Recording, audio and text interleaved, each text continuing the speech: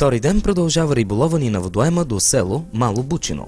Тук сме за трофейни шарани и вече сме наясно, че емоцията да се пребори с една от най-хитрите риби е несравнима.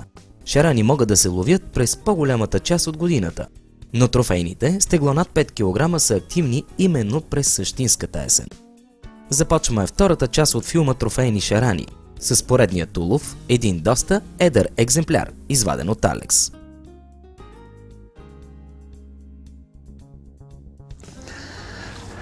Ето поредния люспест, или не до там люспест, красавец от Мало Бучино.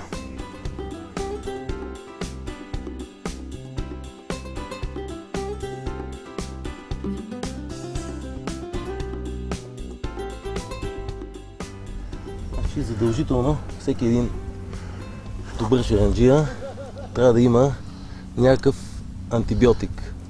В случая аз използвам Carb Care.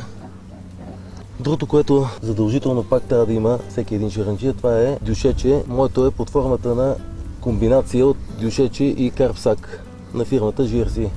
Сега напръскваме раната много внимателно, като пазим очите.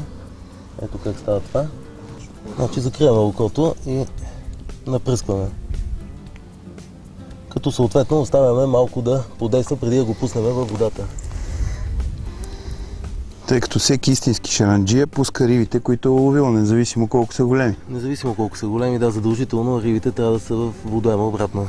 За да може пак и пак да ги ловим. Разбира се, трябва да им се наслаждаваме винаги, когато сме на водоема. Браво! За мен беше удоволствие. За нас също.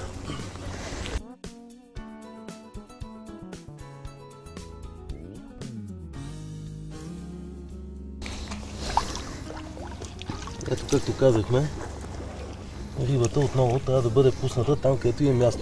В този прекрасен водоем Мало Бучино. За да може отново тези прекрасни риби да ни радват всеки път, когато сме тук.